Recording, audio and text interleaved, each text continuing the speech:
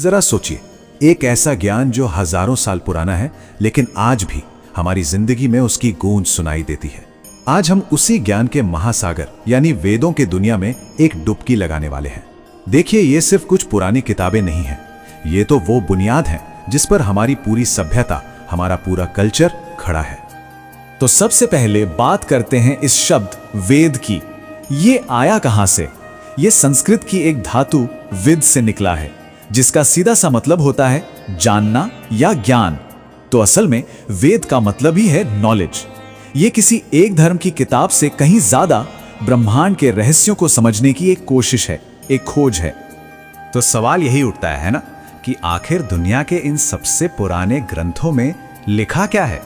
क्या है इनमें ऐसा जो आज भी लोगों को अपनी तरफ खींचता है? चलिए इसी रहस्य से पर्दा उठाते हैं, एक एक करके। अच्छा, तो वैदिक ज्ञान का जो पूरा स्ट्रक्चर है वो 4 मेन टेक्स्ट पर टिका है। इन्हीं को हम 4 वेद कहते हैं। और कमाल की बात यह है कि हर वेद का अपना एक अलग अंदाज है, अपना एक अलग सब्जेक्ट है। सब मिलकर एक कंप्लीट नॉलेज सिस्टम बनाते हैं। सबसे पहले बात करते हैं ऋग्वेद की। इसे दुनिया का सबसे पुराना, मतलब सबसे पुराना लिखित ग्रंथ माना जाता है।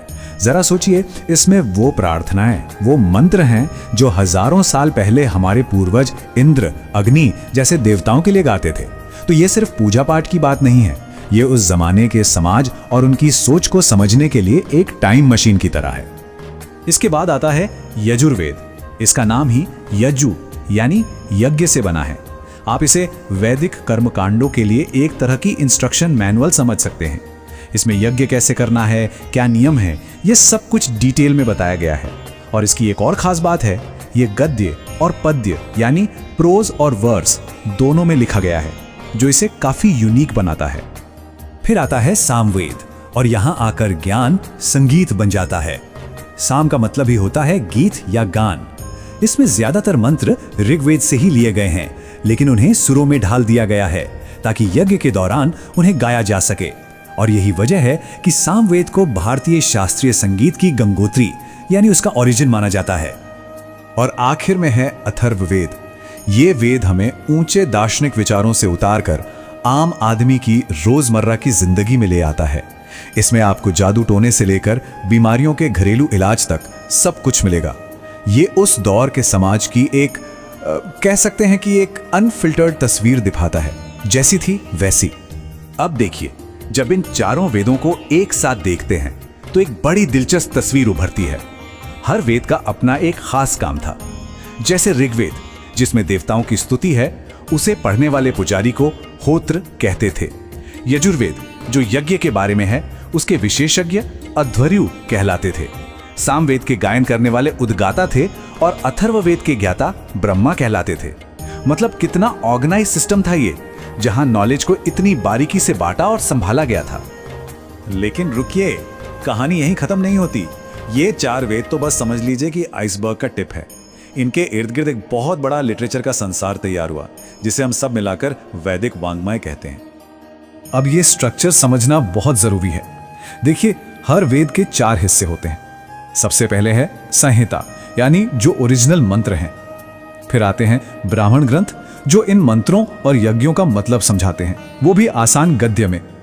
इसके बाद है आरण्यक, जिन्हें जंगल की किताबें भी कहते हैं। इनमें गहरा फिलोसॉफिकल चिंतन है। और आखिर में सबसे ऊपर आते हैं उपनिषद, जो ज्ञान के शिखर हैं। इसीलिए तो इन्हें वेदांत भी कहते हैं, यानी वेद का अंत या वेद का सार। और जब उपनिषदों की बात होती है तो पारंपरिक तौर पर इनकी संख्या 108 मानी जाती है। सिर्फ ये एक नंबर ही ये बताने के लिए काफी है कि वैदिक फिलॉसफी कितनी गहरी और कितनी फैली हुई थी। इसमें जिंदगी के उन मुश्किल सवालों पर बात की गई है जिनके जवाब आज भी हम ढूंढ रहे हैं।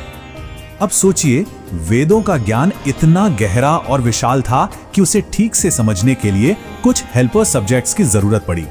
इन्हीं को वेदांग कहा गया, जिसका मतलब है वेद के अंग या लिम्स ऑफ द वेदा। और ये एनालॉजी तो कमाल की है। देखिए कैसे इन 6 वेदांगों को शरीर के अंगों से जोड़ा गया है। शिक्षा यानी सही उच्चारण को नाक बताया गया है, व्याकरण को मुंह, छंद यानी मीटर को पैर, निरुक्त यानी शब्दों का ओरिजिन को कान, ज्योतिष को आंखें और कल्प यानी रिचुअल्स को हाथ कहा गया है। ये कितनी खूबसूरती से बताता है कि वेद को पूरी तरह समझने के लिए ये सभी अंग कितने जरूरी हैं।